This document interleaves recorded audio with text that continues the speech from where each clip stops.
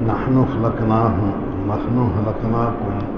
ہم نے تمہیں پیدا کیا ہے، فلولا تصدقون، تم اس بات کو کیوں نہیں مانتے، افرأیتم ما تمنون، کیا سمجھتے ہو تم جو تم منی ٹپکاتے ہو، اانتم تخلقونہ ام نحن الخالقون، کیا تم اس کو پیدا کرتے ہو یا ہم اس کو پیدا کرنے والے ہیں، نحن قدرنا بینکم الموت، ہم نے تمہارے درمیان موت کو مقدر کیا ہے، وما نحن بمسبوقین، اور ہم عاجز نہیں ہیں، الا ان نبدل امثالکم، اس بات پر کہ تبدیل کر دیں تم کو تمہارے جیسے لوگوں کی طرح، وَنُنشِئَكُمْ فِي مَا لَا تَعْلَمُونَ، اور تمہیں نئے سرے سے پیدا کر دیں ایسے انداز میں جو تمہیں اس کا کوئی علم نہیں، وَلَقَدْ عَلِمْتُمُ النَّشْأَةَ الْأُولَىٰ، یقیناً تم کو پتہ ہے پہلی نشأت کا، پہلی تخلیق کا، فلولا تذکرون، تم اس سے نصیحت کیوں حاصل نہیں کرتے، افرأیتم ما تحرثون، کیا تم اس بات کو نہیں سمجھتے کہ جو تم کھیتی اگاتے ہو، اانتم تزرعونہ، تم نے اس کو اگایا ہے، ام نحن الزارعون، یا اس کھیتی کو ہم اگانے والے ہیں، لو نشاء لجعلناہ حطاما، اگر ہم چاہیں تو اس کھیتی کو ریزہ ریزہ کر دیں، فظلتم تفکہون، پس تم مجبوری کی صورت میں باتیں ہی بناتے رہ جاؤ، انا لمغرمون، کہ ہمیں تو چٹی ڈال دی گئی ہے، بل نحن محرومون، نہیں بلکہ ہمیں محروم کر دیا گیا ہے، افرأیتم الماء الذی تشربون، کیا سمجھتے ہو تم اس پانی کے بارے میں جو تم پیتے ہو، انتم انزلتموہ من المزن، تم نے اس کو آسمان سے بادلوں کے ذریعے نیچے اتارا ہے، ام نحن المنزلون، یا بارش کے پانی کو ہم اتارنے والے ہیں، لو نشاء جعلناہ اجاجا، ہم چاہیں تو اس کو کڑوا بنا دیں، فلولا تشکرون، تم کیوں شکریہ ادا نہیں کرتے، افرأیتم النار التی تورون، کیا تم نے نہیں سمجھا اس بات کو کہ وہ آگ جس کو تم جلاتے ہو، اانتم انشأتم شجرتہا، کیا تم نے اس کے درخت کو پیدا کیا ہے، ام نحن المنشئون، یا ہم خود اس درخت کو پیدا کرنے والے ہیں، نحن جعلناہا تذکرۃ، ہم نے اس کو تمہارے لیے نصیحت اور واعظ کے سمجھنے کا ذریعہ بنا دیا ہے، ومتاعا للمقوین، اور اس کو بنا دیا ہے بھوکے لوگوں کے لیے زندگی گزارنے کا ذریعہ، فسبح باسم ربک العظیم، پس تو اللہ تبارک و تعالیٰ کی تسبیح بیان کر جو تیرا رب ہے بہت بڑا۔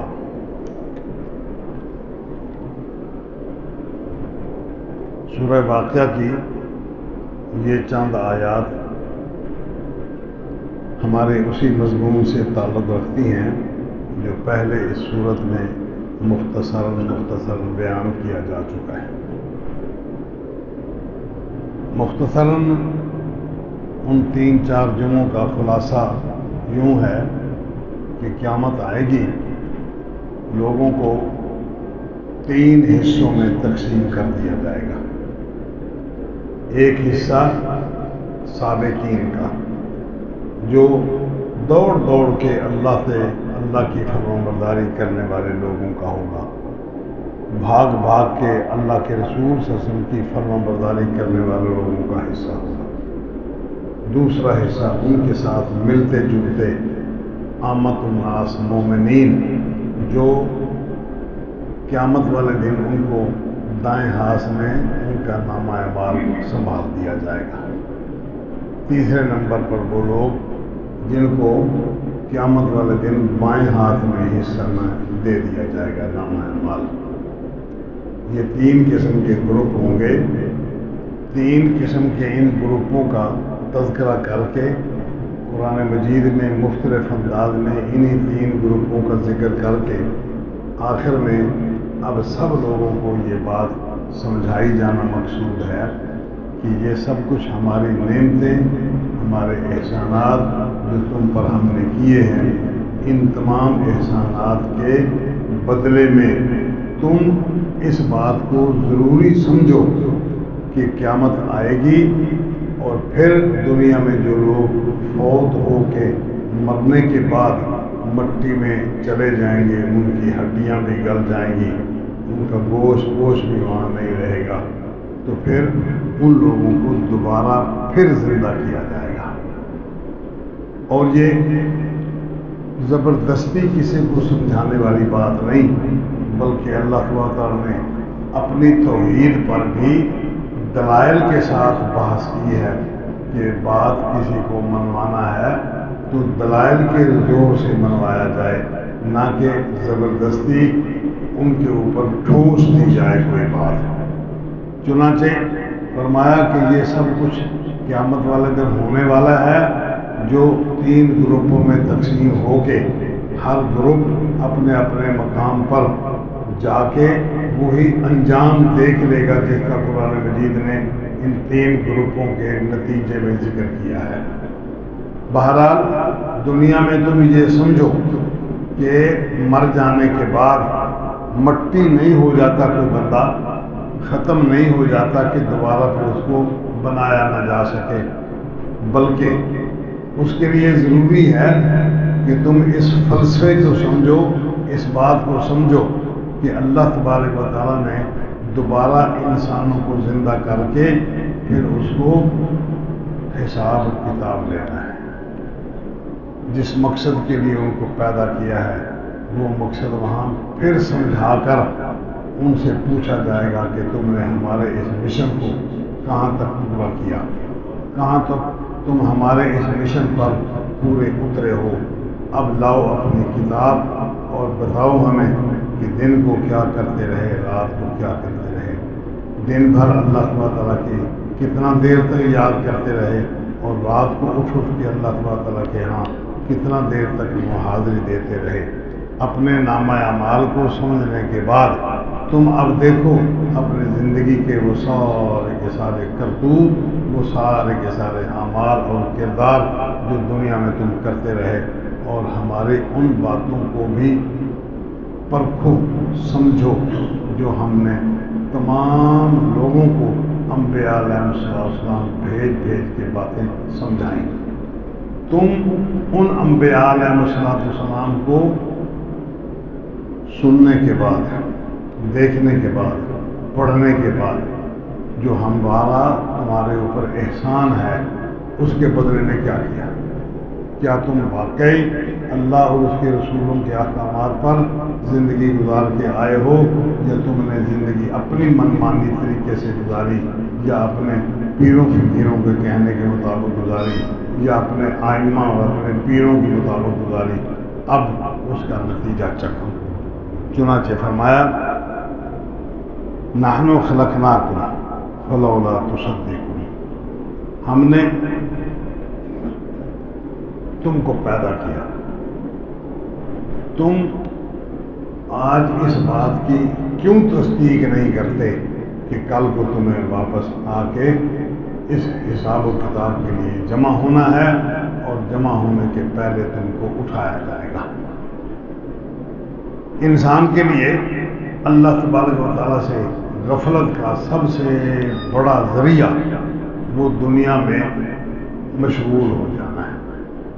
قرآن مجید نے بہت مقامات پر یہ بات ذکر فرمائی کہ تمہاری مال اور تمہارے اولادیں یہ تمہیں اللہ تبارک و تعالیٰ سے بے پرواہ نہ کرتے، غافل نہ کرتے، بلکہ ان تمام زندگی کے جھمیلوں میں ٹائم نکال کے، وقت الگ کر کے تم نے ان کے اندر اللہ تبارک و تعالیٰ کی یاد کے لیے وقت نکالنا ہے۔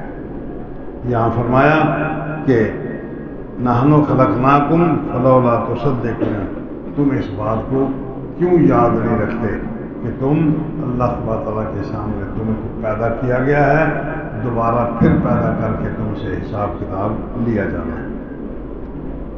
افرأیتم ما تمنون، کیا سمجھتے ہو تم؟ اب یہ دلائل دیے جا رہے ہیں کہ مرنے کے بعد دوبارہ زندہ ہونا ہے۔ دلیل کیا ہے؟ کیا تم نے اس بات کو نہیں سمجھا کہ جو تم منی ٹپکاتے ہو،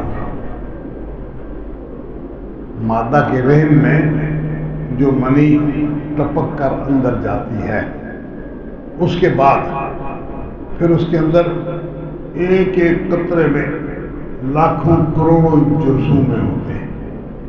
ان تمام جراثیم میں سے صرف 2 جراثیم آپس میں ملتے ہیں۔ کون سے؟ وہ جو اللہ چاہے، باقی سب وہیں ضائع ہو جاتے ہیں۔ 2 جراثیم آپس میں ملتے ہیں اور اس کے بعد فرمایا انتم تخلقونہ ام نحن الخالقون، اس منی کو ٹپکا دینے کے بعد تم اس کو تخلیق کرتے ہو، اس کو زندگی دیتے ہو، یا ہم اس کو زندگی دیتے ہیں؟ یہ دلیل ہے اس بات کی کہ کل کو تم کو دوبارہ زندہ اٹھایا جانا ہے۔ کس طرح دلیل ہے؟ کہ منی کا ایک قطرہ، اس کے اندر لاکھوں جراثیم ہیں، جو خوردبین بھی انتہائی حساس اور بہت تیز خوردبین کے ساتھ اس کو دیکھا جا سکتا ہے۔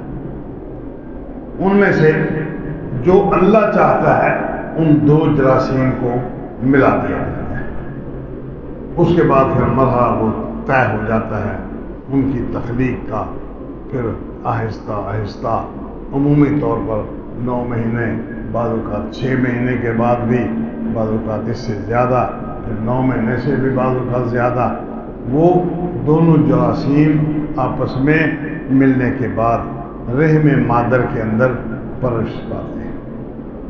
پھر قرآن مجید نے مکمل اس کی تفصیل ذکر فرمائی ہے، جس طرح کے ڈاکٹروں کے نقطۂ نظر سے یا تحقیقات کے نقطۂ نظر سے آج یہ باتیں ثابت ہو رہی ہیں، جو قرآن مجید نے سینکڑوں سال پہلے اس کی تفصیل ذکر فرما دی ہے۔ فرمایا کہ اس رحم مادر کے اندر پہنچانے تک کی ذمہ داری مرد کی ہوتی ہے، اس کے بعد اس کا تعلق ختم ہو جاتا ہے، ماں کا واسطہ اس کے ساتھ ختم۔ اب اگلا سارا پروسیس، بچے کی پیدائش، بچے کو بڑا کرنا، پھر بچے کو زندگی عطا کرنا، پھر بچے کو دنیا میں لے کر آنا، یہ سارے کے سارے پروسیس تمہاری آنکھوں، تمہارے علم کے ساتھ تو ہوتے ہیں، لیکن تمہاری آنکھوں سے الگ ہوتے ہیں، تم ان کو دیکھ نہیں پاتے۔ روز بچہ کتنا پرورش پا کے بڑھتا ہے، پھر اگر وہ صحیح سلامت ہے تو وہ کب پیدا ہوگا، پیدا ہونے کے بعد وہ زندہ ہوگا، پھر زندہ رہے گا تو کتنا عرصہ زندہ رہے گا، وہ 1 دن کے بعد فوت ہو جائے گا یا 10 سال کے بعد فوت ہو جائے گا، بڑھاپے تک اس کی زندگی ہوگی یا انتہائی بڑھاپے تک جہاں اس کی عقل و شعور بھی کام نہ دے رہی ہو، وہاں تک اس کو زندہ رہنا ہے۔ یہ سب اللہ تعالیٰ کے کام ہیں، اس میں بندہ اپنی مرضی سے کچھ نہیں کر سکتا۔ اچھا، جب اس جرثومے میں سے جو انتہائی حساس خوردبین کے ساتھ دیکھا جا سکتا ہے، اللہ کی منشا کے مطابق ان میں سے 2 جراثیم آپس میں ملتے ہیں اور بات آگے چلتی ہے۔ جو اللہ اتنے حساس خوردبین کے ساتھ دیکھے ہوئے جراثیم کو ملا دیتا ہے، وہ مٹی کے اندر پڑے ہوئے بندے کے ساری ہڈیاں گل سڑ جائیں تو اللہ تبارک تعالیٰ نے ایک ہڈی، وہ ریڑھ کی ہڈی کے آخری نیچے کونے پر بندہ اس کو محسوس نہیں کر سکتا، پتہ نہیں چلا سکتا، نہ آج پتہ چلا سکتا ہے نہ اس کے بعد پتہ چلا سکتا ہے۔ مٹی میں مل جانے کے بعد پھر وہ ہڈی بھی وہیں پڑی رہے گی۔ اس ہڈی کا حجم نبی اکرم صلی اللہ علیہ وسلم نے ارشاد فرمایا کہ رائی کے دانے کے برابر محسوس کیا جا سکتا ہے۔ یہ متعین نہیں کیا جا سکتا کہ ہڈی جو گل سڑ کے ریزہ ریزہ ہو گئی ہے، اس ہڈی کے کون سے حصے کا یہ جز ہے، وہ تعین نہیں کیا جا سکتا۔ اللہ تبارک و تعالیٰ جو اس جرثومہ کے اندر، ایک قطرہ کے اندر سے دو جرثوموں کو ملا کر بچہ پیدا کرا دیتا ہے، وہ اس ہڈی کو جانتا ہے، اس کو پتہ ہے۔ ریت کے ذرے ذرے کا بھی اس کو معلوم ہے، وہ سارے کے سارے ذرے ذرے، پوری دنیا میں جتنی ریت ہے ذرے ذرے کا حساب اس کے پاس ہے، اور وہ کتاب مکنون جو چھپائی گئی کتاب ہے اس کے اندر اس کا ریکارڈ موجود ہے۔ اب اتنی باریک بینی کے ساتھ، اتنی حساسیت کے ساتھ جو اللہ اس جرثومے سے بچے کو پیدا کر سکتا ہے، تو وہ بنے ہوئے بندے کو دوبارہ اس کی شکل میں اسی مٹیریل سے دوبارہ پیدا کیوں نہیں کر سکتا؟ یہ اس بات کا دلیل دی جا رہی ہے کہ نحن خلقناکم، ہم نے تم کو پیدا کیا، فلولا تصدقون، تم اس بات کو کیوں نہیں مانتے کہ ہم نے تمہیں پیدا کیا؟ افرأیتم ما تمنون، تم نے دیکھا کہ جو تم منی ٹپکا دیتے ہو، انتم تخلقونہ، اب ٹپکانے کی حد تک تو تمہارے اختیار میں بات ہے، لیکن ٹپک جانے کے بعد اب تمہارے ہاتھ سے کام نکل گیا۔ نہ ماں اس پر قدرت رکھ سکتی ہے، نہ ان کو پرورش کر سکتی ہے، نہ ان کو جوڑ سکتی ہے، نہ اس کو فرشتوں کو بھی خبر نہیں ہوتی کہ کس کس جرثومے نے کہاں کہاں کیا کچھ کرنا ہے۔ اللہ تبارک تعالیٰ یہ سارے کے سارے کام وحدہ لا شریک، وہ اکیلا اللہ یہ سب کچھ کام انجام دیتا ہے۔ اللہ نحن قدرنا بینکم الموت، پھر تمہارے اندر موت ہم نے مقدر کی ہے۔ یہ بندہ پیدا ہو گیا، زندہ ہوا، زندہ ہونے کے بعد جو موت اللہ نے مقدر کر دی ہے وہ اس کے وقت تک اس کو زندہ رہنا ہے۔ کتنا موت کے لیے اس نے ٹائم دیا ہے اس بندے کو، کوئی نہیں جانتا۔ قرآن مجید نے کہا کہ 5 چیزیں ہیں جن 5 چیزوں کے بارے میں تم کچھ بھی نہیں جانتے، اللہ جانتا ہے کہ اس بندے نے کتنا عرصہ زندہ رہنا ہے۔ ایک لمحے کے بعد اس نے فوت ہو جانا ہے، یا اس نے 10 دن تک زندہ رہنا ہے۔ اس بندے نے 20 سال تک زندہ رہنا ہے، اس نے 50 سال تک زندہ رہنا ہے، اس نے 100 سال تک زندہ رہنا ہے، یا 1000 سال تک زندہ رہنا ہے۔ اس کی عمر جوانی میں ختم کر دینی ہے، یا اس کی عمر انتہائی فرتوت بوڑھے تک اس کو زندہ رکھنا ہے۔ وہ بوڑھا فرتوت جس کے اپنے اختیار میں کچھ نہیں رہتا، وہ سب کچھ جانتے ہوئے بھی بھول کا شکار ہو جاتا ہے۔ آنکھیں اس کی موجود ہیں، بہت دور تک وہ زندگی میں دیکھتا رہا، لیکن اب مرنے سے پہلے 2 دن، 10 دن، مہینہ، سال، 2 سال، 10 سال وہ آنکھوں سے محروم کر دیا جائے گا۔ اب اس کے اختیار میں کچھ نہیں کہ ان آنکھوں کو واپس لا سکے، بلکہ تسلی دے دی گئی ہے، علاج یہ کسی کے اختیار میں نہیں، الا یہ کہ اللہ تعالیٰ کو منظور ہو۔ تسلی یہ دی گئی ہے، نبی اکرم صلی اللہ علیہ وسلم نے ارشاد فرمایا کہ جس بندے کی 2 پیاری چیزیں اللہ تبارک تعالیٰ لے لے، واپس لے لے، اور پھر وہ ان 2 پیاری چیزوں کے ضائع ہو جانے کے بعد صبر کر لے۔ ہائے وائے شکوہ شکایت، کوئی ذکر نہیں کرتا اس بات کا. اللہ کی رضا پہ راضی ہو گیا وہ بندہ. اللہ فرماتا ہے کہ میرے پاس اس بندے کے لیے جنت کے سوا اور کچھ نہیں. بس اب تسلی تو دے دی گئی ہے، لیکن کسی بندے کو یہ اختیار نہیں دیا گیا کہ وہ اپنی مرضی سے، اپنی کوشش سے، اپنے علم سے، اپنے دواؤں سے، اپنے علاج سے ان آنکھوں کو واپس لا سکے. یہ اختیار نہیں، یہ اللہ کے اختیار ہے. جو بندہ اس بات پر راضی ہو گیا اس کے لیے دنیا میں بھی اور آخرت میں، آخرت کی جزا وہ آپ نے سن لی کہ اللہ کے رسول صلی اللہ علیہ وسلم نے فرمایا کہ جو بندہ صبر کر جائے اس بندے کے لیے ہم نے آخرت میں سے جنت تیار کی ہے. جو بندہ صبر نہیں کرتا دنیا میں وہ اندھا ہو گیا، آخرت میں بھی اس کو کچھ نہیں ملے گا. صبر کیا ہے کہ خاموش اللہ کے اس دیے ہوئے احسان پر راضی ہو جائے.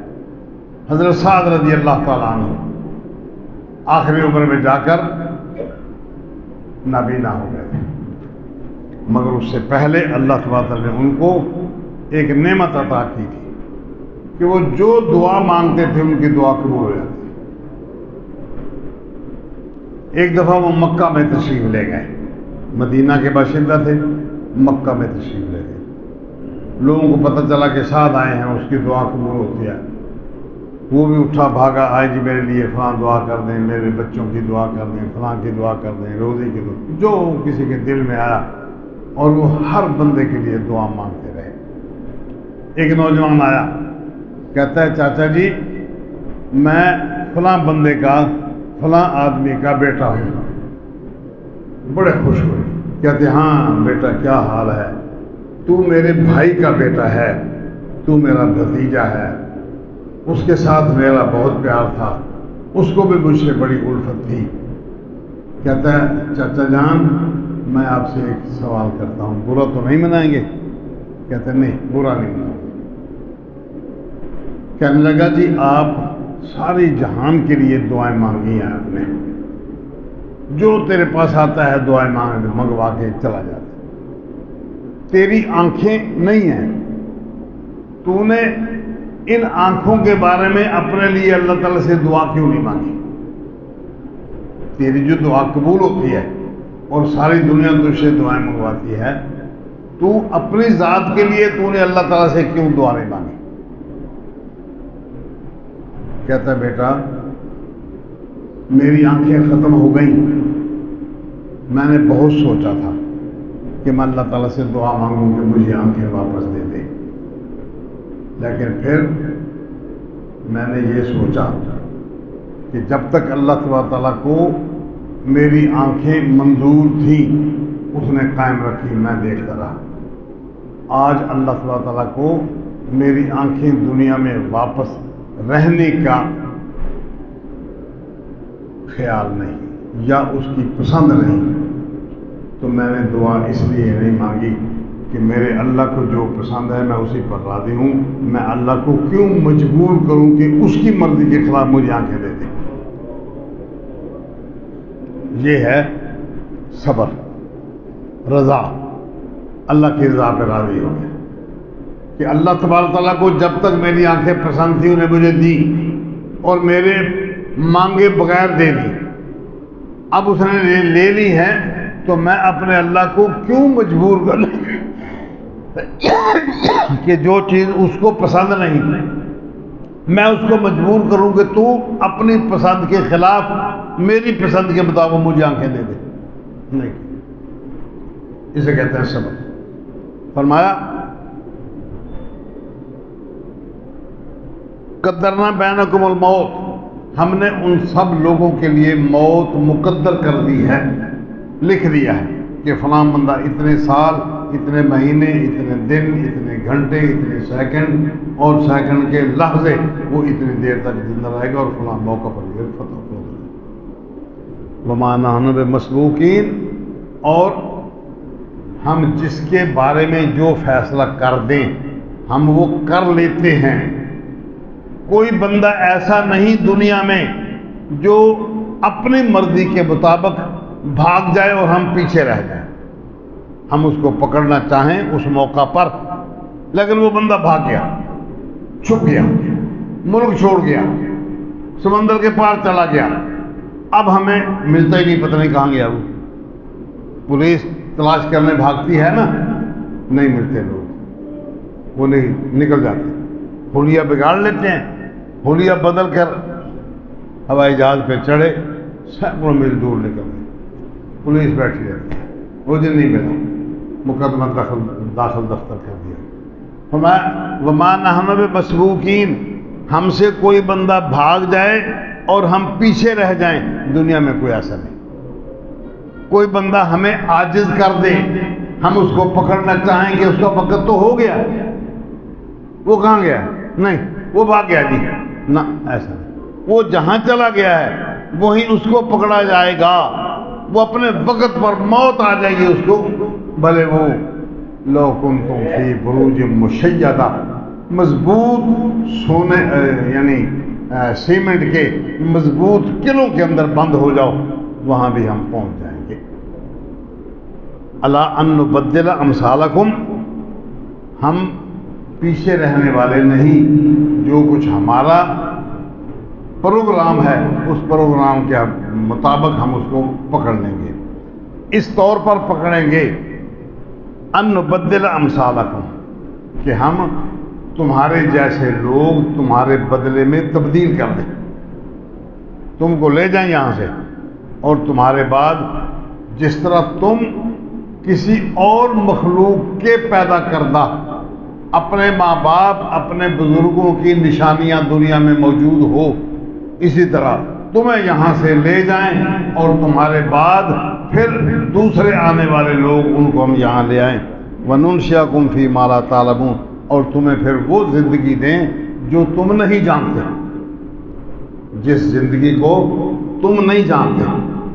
أَفَحَسِبَ الْإِنسَانُ أَن يُتْرَكَ سُدًى، کیا انسان یہ سمجھتا ہے کہ اس کو چھوڑ دیا جائے گا بغیر پوچھے، بغیر اس سے حساب کتاب لیے؟ کیا انسان یہ سمجھتا ہے کہ ہم اس کو ایسے ہی چھوڑ دیں گے؟ الم یکن نطفۃ من منی، کیا وہ کبھی منی کا ایک قطرہ نہیں تھا، یمنا، جس کو ٹپکا دیا جاتا ہے، ابھر کر چھلانگ لگا کے وہ اپنی منزل تک پہنچ جاتا ہے، ثم کان علقۃ، اس کے بعد پھر وہ جسم کے ساتھ مل کر علقہ بن جاتا ہے، چمٹ جاتا ہے، وہ رحم مادر کے اندر چپک جاتا ہے۔ فخلقنا العلقہ جعل منہ زوجین، فخلق، اس کو پیدا کر دیا، فسوا، پھر اس کے جسم کو سڈول بنا دیا، مناسب اعضاء والا بنا دیا، فجعل منہ الزوجین الذکر والانثی، پھر اس میں سے ہم نے ایک مرد اور ایک عورت، ایک نر اور ایک مادہ پیدا کر دیا۔ الیس ذلک بقادر علی ان یحیی الموتى، کیا وہ ذات جو یہ سب کچھ کر گزرتی ہے وہ اس بات پر قدرت نہیں رکھتی کہ وہ مردوں کو دوبارہ زندہ کر سکے؟ ایک جگہ اور ارشاد فرمایا،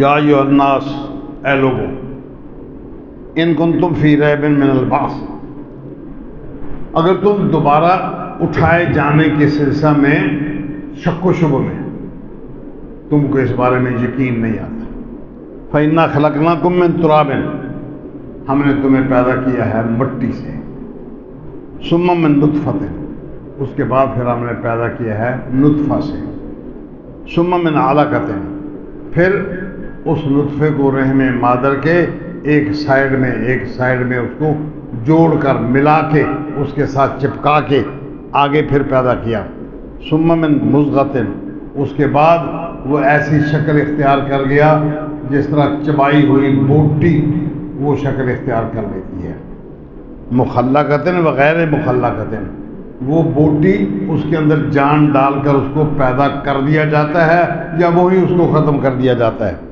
لنبین لکم، تاکہ ہم تمہیں وضاحت سے بیان کر دیں۔ وَنُقِرُّ فِي الْأَرْحَامِ مَا نَشَاءُ، پھر ہم اس بندے کو رحم مادر میں قائم رکھتے ہیں جتنی دیر تک ہم چاہیں، الی اجل مسمى، ایک وقت متعین تک۔ ثم نخرجکم طفلا، پھر اس کے بعد ہم تمہیں باہر نکال لیتے ہیں بچے کی شکل میں۔ ثم لتبلغوا اشدکم، پھر اس کے بعد اگلا مرحلہ آتا ہے کہ تاکہ تم پہنچ جاؤ اپنی جوانی کو۔ وَمِنْكُمْ مَنْ يُتَوَفَّى، تم میں سے کچھ تو ایسے ہیں جن کو موت دے دی جاتی ہے۔ وَمِنْكُمْ مَنْ يُرَدُّ إِلَىٰ أَرْذَلِ الْعُمُرِ، پھر تم میں سے کچھ ایسے ہیں جن کو رذیل عمر تک پہنچا دیا جاتا ہے۔ رذیل عمر کیسی ہوتی ہے؟ بابا جی پڑھے بچے، ان کو ہوش ہی نہیں، اپنے اپنے کاروبار میں مست، اپنے اپنے کھیل تماشے میں مست۔ وہ بیچارہ آوازیں دیتا رہا، کوئی ہے آنکھوں سے نظر نہیں آتا، کانوں سے سنا نہیں جاتا، بولتا رہتا ہے، کوئی ہے اور مجھے پانی کا گھونٹ دے دو، کوئی دوائی کا ٹائم ہو گیا ہے یا نہیں ہوا، فلاں دوائی تھی وہ مجھے دے دو، یا میرے کپڑے خراب ہو گئے ہیں کپڑے بدل دو، یا مجھے دھو دو، یا پانی دے دو۔ کوئی سننے والا نہیں ہوتا، وہ آوازیں دیتے رہتا ہے۔ اخیر کوئی اس کا ہمدرد گھر سے آتا ہے تو اس تک پہنچتا ہے۔ یہ ہے رذیل عمر کہ وہ پھر دعائیں مانگتا ہے، یا اللہ اس سے مجھے موت دے دے، میری اولاد نہیں میری بات نہیں سنتی۔ یہ رذیل عمر ہے۔ من یرد الی ارذل العمر، نبی اکرم صلی اللہ علیہ وسلم نے ارذل العمر سے پناہ مانگی ہے کہ یا اللہ مجھے رذیل عمر تک نہ پہنچانا، جیتے جیتے اپنے اعضاء کے ذریعے چلتے پھرتے ہی مجھے اٹھا لینا، مجھے رذیل عمر تک نہ پہنچانا۔ دعا مانگی باقاعدہ۔ لِكَيْ لَا يَعْلَمَ مِن بَعْدِ عِلْمٍ شَيْئًا، کچھ ایسے لوگ جن کو پہنچا دیا جاتا ہے رذیل عمر تک تاکہ وہ کچھ نہ علم حاصل کر سکے، کچھ نہ معلومات اپنے طور پر حاصل کر سکے، بعد اس کے کہ اس کو سب کچھ کا علم تھا، جوانی میں وہ سب کچھ جانتا تھا، لیکن اب اس کو کسی بات کا ہوش نہیں رہا۔ وَتَرَى الْأَرْضَ حَامِدَةً، پھر تو دیکھے گا زمین کو حامدتاً، خشک، بالکل سوکھی زمین۔ فَإِذَا أَنزَلْنَا عَلَيْهَا الْمَاءَ، جب ہم اس کے اوپر پانی ڈالتے ہیں، اہتزت، تو وہ لہلہانے لگتی ہے، کھیتیاں اگ کے حرکت کرنے لگ جاتی ہیں، وربت، اور بڑھ جاتی ہے، وَأَنبَتَتْ مِن كُلِّ زَوْجٍ بَهِيجٍ، اور وہ ہر طرح کی انگوریاں اگا لیتی ہے، جوڑا جوڑا بنا کے دنیا میں پھیلا دیتی ہے۔ ذالک بأن اللہ هو الحق، یہ سب کچھ اس لیے ہے کہ آپ کو پتہ ہونا چاہیے کہ اللہ حق ہے۔ وَأَنَّهُ يُحْيِي الْمَوْتَى، اور وہ مردوں کو زندہ کر سکتا ہے۔ وَأَنَّهُ عَلَىٰ كُلِّ شَيْءٍ قَدِيرٌ، اور وہ ہر چیز پر قدرت رکھتا ہے۔ اس بات کا تمہیں علم ہونا چاہیے۔ یہاں ارشاد فرمایا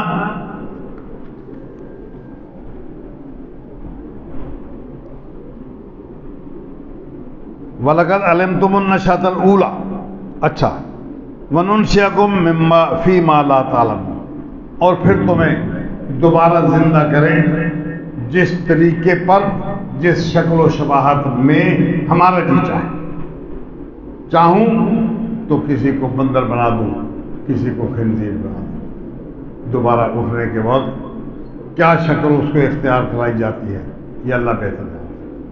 نبی اکرم صلی اللہ علیہ وسلم نے ارشاد فرمایا، آپ حج کے موقع پر ایک بندہ اپنی اونٹنی پر جا رہا تھا، اللہ کی قدرت، احرام باندھا ہوا تھا، سر ننگا، جسم کے اوپر 2 چادریں ہیں، جا رہا ہے، اونٹنی سے گر گیا، اس کی گردن ٹوٹی، موقع پر فوت ہو گیا۔ آپ نے ارشاد فرمایا کہ اس بندے کو غسل نہیں دینا ہے، اس کو غسل نہیں دینا، غسل کے بغیر اس کو دفنا دیا جائے۔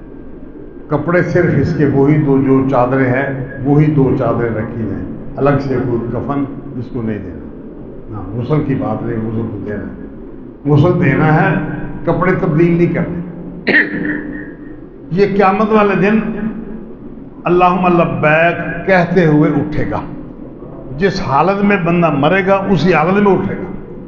اب جو بندہ برائی کرتے ہوئے مرے گا وہ اسی طرح برائی کرتے ہوئے ہی اٹھے گا.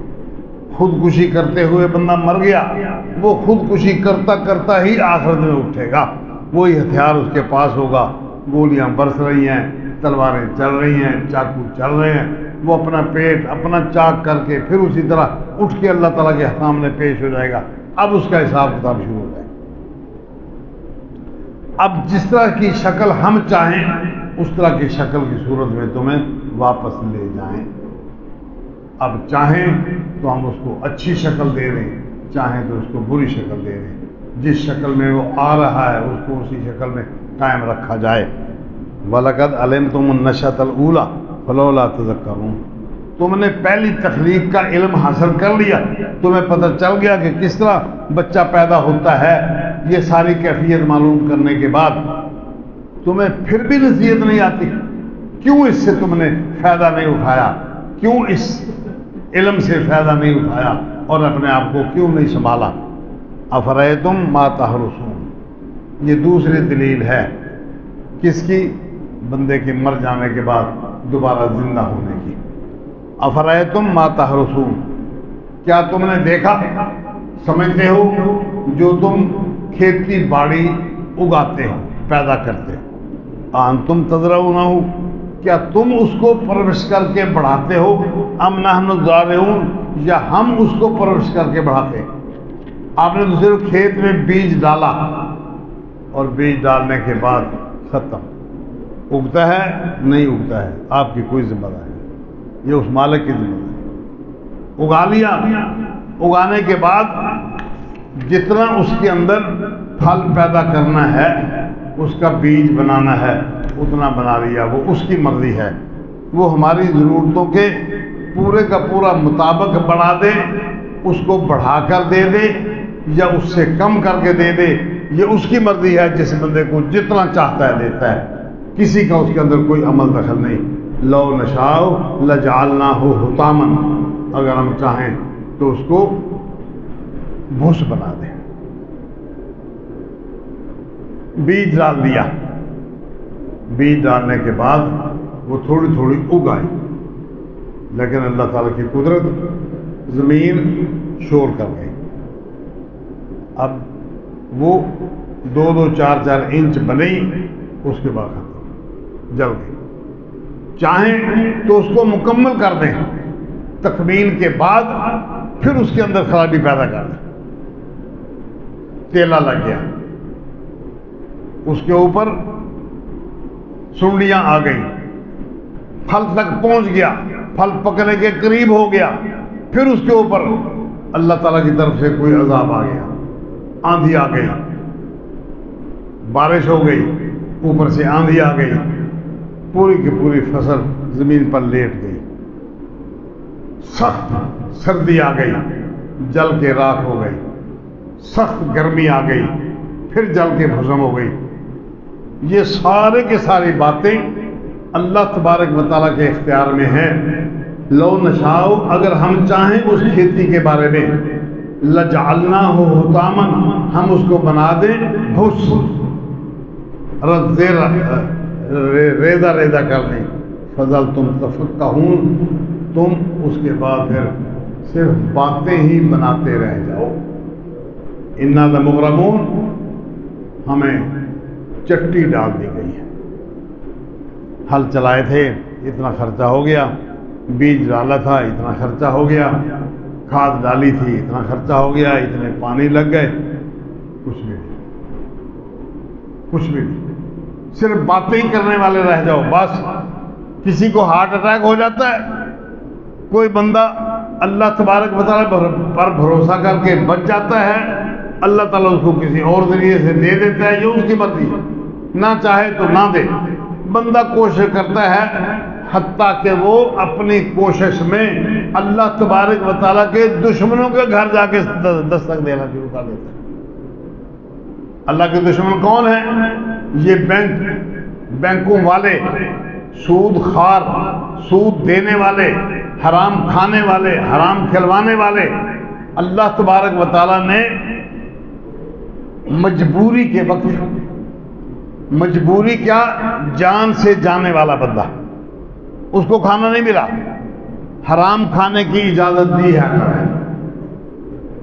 حرام میں مردار آئے گا، حرام میں مرا ہوا حرام جانور آئے گا، حرام میں مجبوری کے وقت کسی سے چھین کر کھانا بھی آئے گا تو وہ کھا سکتا ہے، حرام میں مانگ کر کھانا بھی جائز ہے۔ سود اللہ تعالیٰ نے اس وقت بھی جائز قرار دیا۔ قرآن مجید نے ذکر کیا کہ جو لوگ سودی کاروبار کرتے ہیں انہیں چاہیے کہ وہ باز آ جائیں، ایسا کام نہ کریں۔ اب سود سے لینا دینا جو بندہ لیتا دیتا ہے، فرمایا اس کا معاملہ ہمارے ذمے ہے، ہم چاہیں تو اس کو بخشیں، چاہیں تو نہ بخشیں۔ دنیا میں سود کھانے والا بندہ، لینے والا بندہ، دینے والا بندہ وہ معاف نہیں ہے۔ آخرت میں اللہ کی ذاتی منشا پر کہ یہ بندہ واقعتاً اگر مجبور تھا، وہ جانے، اس کا کام جانے، ہم دنیا میں اس کی مجبوری کے مطابق اس کو فتویٰ نہیں دے سکتے، ہم دنیا میں اس کو جواز کا فتویٰ نہیں دے سکتے، نہ کوئی بندہ دے سکتے۔ وہ اللہ تعالیٰ نے اپنی ذاتی منشا اور مرضی کے مطابق رکھا ہے، ہم جس طرح چاہیں گے وہ معاملہ ہمارے پاس۔ اس لیے فرمایا ان المغرمون، ہمیں چٹی ڈال دی گئی ہے، اللہ تعالیٰ نے ہم کو چٹی ڈال دی، اتنا خرچہ کرا کے اتنی اچھی فصل اگائی تھی، ایسی بارش ہوئی، ایسی آندھی ہوئی، ایسا گڑا پڑ گیا یا ایسی سردی یک لخت آ گئی کہ ساری کی ساری فصل وہ اگائی ختم ہو گئی۔ اب کیا ہے، اب سوائے باتیں بنانے کے اور کچھ نہیں۔ کوئی کہتا ہے یہ وجہ بن گئی، کوئی کہتا ہے یہ وجہ بن گئی، اس اللہ کی طرف کوئی دھیان کرنے والا نہیں۔ وہ آفت جو آسمان سے آئی وہ کس نے بھجوائی، ادھر کسی کا توجہ نہیں۔ اب اس کے بدلے میں اللہ تبارک و تعالیٰ نے اگر فصل برباد کر دی تو بندہ سوچتا ہے کہ چلو بینک سے قرضہ لے لیں، زمین تو ہے نا، بینک سے قرضہ لے۔ بینک اللہ تبارک تعالیٰ کے دشمن، بینکوں والے اللہ کے دشمن، سود لینے والے، حرام کھانے والے، سود کا حرام کھانے والے اللہ کے دشمن۔ سود کھانے کے لیے کوئی مجبوری نہیں دنیا میں، کوئی مجبوری۔ مردہ جانور کھانا مجبور آدمی کے لیے جائز ہے، حرام کھانا اس کے علاوہ جو بھی حرام کی کیفیتیں ہیں سب جواز کی حد تک ہیں جبکہ بندے کی جان جا رہی ہو، لیکن سود بندہ اس صورت میں بھی نہیں لے سکتا جب وہ حرام کھانے کے لیے مجبور ہو جائے۔ اب سود پر پیسہ لے کے اس کو اپنی ذاتی ضرورت پوری کرنے کے لیے، جان بچانے کے لیے سود کی پھر بھی مجبوری نہیں ہے، بل نحن محرومون، بلکہ آخری بات یہ ہوتی ہے کہ ہمیں محروم کر دیا گیا ہے۔ اب جب زمین میں کھیتی ہم اگاتے ہیں اور اس کے اوپر پانی ڈال دیتے ہیں، حضرت ابی ہریرہ رضی اللہ تعالیٰ فرماتے ہیں کہ نبی اکرم صلی اللہ علیہ وسلم نے ارشاد فرمایا قیامت آئے گی، سور میں پھونکا جائے گا۔ سور کہتے ہیں اس سینگ کو جو ہمارے سپیکر کے ہارن کی طرح کا لمبا، اس کے آگے پھیل جانے والی آواز اور زوردار آواز، فرشتہ منہ میں لے کر کھڑا ہے اللہ تعالیٰ کے انتظار میں کہ کب آرڈر آئے اور کب میں اس کے اندر پھونک ماروں۔ اس پھونک کے بعد ساری دنیا وہ زمین سے نکل جائے گی، باہر نکل جائے گی۔ ارشاد فرمایا پھر اس کے بعد 40 کا ہنسا گنا جائے گا۔ اللہ بہتر جانتا ہے وہ 40 سیکنڈ کا ہنسا گنا جائے گا، 40 منٹ گنے جائیں گے، 40 گھنٹے گزریں گے، 40 دن گزریں گے، 40 ہفتے گزریں گے، یا 40 سال یا 40 صدیاں گزریں گے، یہ اللہ کو بہتر ہے۔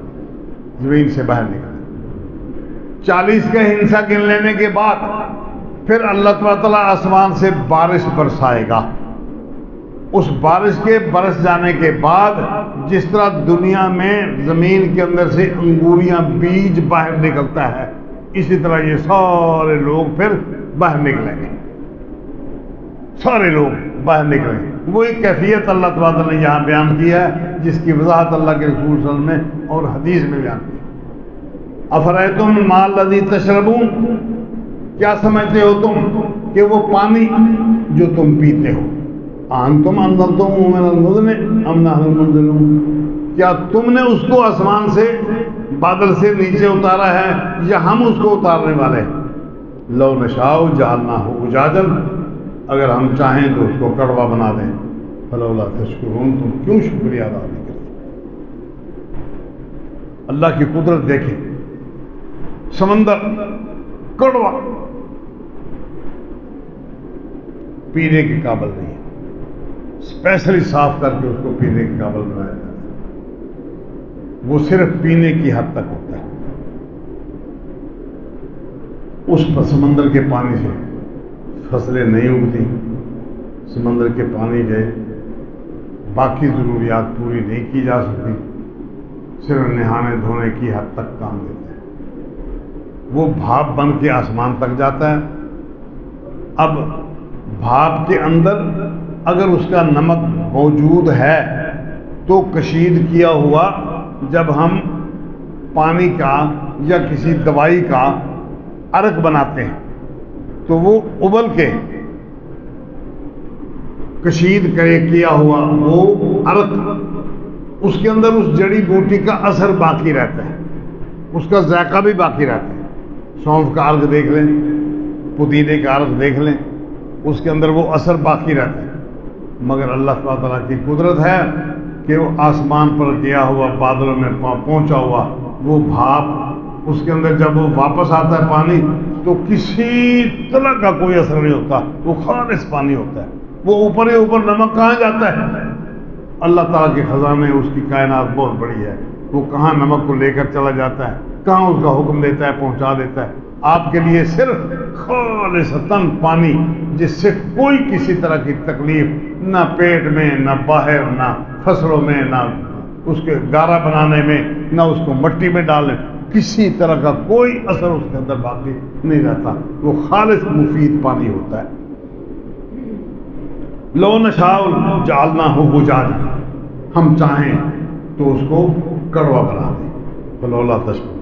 افرأیتم النار الذی تورون، کیا تم نے اس بات کی طرف توجہ نہیں کی کہ جس آگ کو تم جلاتے ہو، انتم انشأتم شجرتہا، اس کے درخت کو تم نے اگایا ہے یا ہم اس کو منشئون پیدا کرنے والے؟ وہ درخت کہاں سے آیا ہے؟ کس نے پیدا کیا؟ نحن جعلناہا تذکرۃ ومتاعا للمقوین، ہم نے اس آگ کو تمہارے لیے نصیحت کا ذریعہ بنا دیا ہے۔ اتنا آگ انسان کے کام آتی ہے، اتنا آگ کام آتی ہے سردیوں میں، گرمیوں میں، پانی پلانے میں، روٹی بنانے میں، سالن بنانے میں، ہر شے کے جتنا انسان کے کام آگ آتی ہے شاید دنیا کی کوئی دوسری چیز اتنی زیادہ کام نہ آتی۔ یہ تمہارے لیے ہم نے نصیحت کا ایک ذریعہ بنایا ہے، وَمَتَاعًا لِلْمُقْوِينَ، اور بھوکے لوگوں کے لیے زندگی کا سامان ہے۔ کوئی بندہ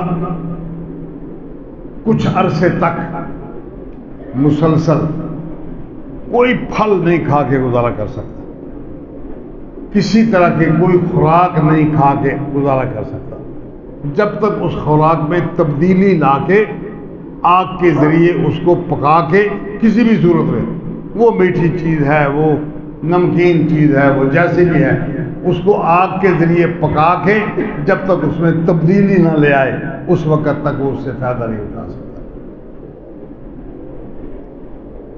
فسبح باسم ربک العظیم، بس اپنے رب عظیم کی تسبیح بیان کیا کر، سبحان اللہ والحمد للہ ولا الہ الا اللہ واللہ اکبر ولا حول ولا قوت الا باللہ۔ یہ ذکر اذکار اللہ تعالیٰ نے حکم دیا ہے کہ ان تمام چیزوں کو ہم نے تمہیں دلائل کے ساتھ سمجھا دیا، سادہ سادہ باتوں میں سمجھا دیا کہ یہ ساری کی ساری تمہارے سامنے ہونے والی چیزیں ہیں. جب اللہ تعالیٰ ان تمام چیزوں کو دنیا سے دوبارہ پیدا کر سکتا ہے تو مرے ہوئے انسان کو دوبارہ پیدا کیوں نہیں کر سکتا؟ اس بات کو سمجھنے کے لیے یہ پوری کی پوری سورہ واقعات ہے، یہ پورے کا پورا رکوع اس لیے اللہ پاک نے بیان ہوا ہے. اس کو سمجھیں اور اپنی آخرت کو سمجھ کر اپنے اوقات میں سے، اپنی مصروفیات میں سے آخرت کے لیے وقت نکالیں تاکہ اللہ تعالیٰ آخرت میں ہمارے حساب کو آسان کر دے. ہمارے لیے جس طرح دنیا میں اس نے سہولتیں مہیا کی ہیں، ہم اپنی مجبوریوں کی وجہ سے، اپنے عمل کی کمزوری کی وجہ سے، اپنے ایمان کی کمزوری کی وجہ سے اللہ تعالیٰ سے دعا کرتے ہیں کہ اللہ تعالیٰ ہمارے لیے دنیا میں جس طرح اس نے آسانیاں پیدا کی ہیں آخرت کی اور زیادہ آسانیاں بنا دے تاکہ ہماری دنیا بھی سدھر جائے، آخرت بھی سدھر جائے، اور ہمارا ذہنی طور پر تیار رہنا اور عملی طور پر اپنا کو محدود کر کے اللہ کے سامنے اپنا حساب کتاب پیش کرنے کے لیے ہم تیاری کر رہے ہیں. اقول قولی ھذا وآخر دعوانا ان الحمد للہ.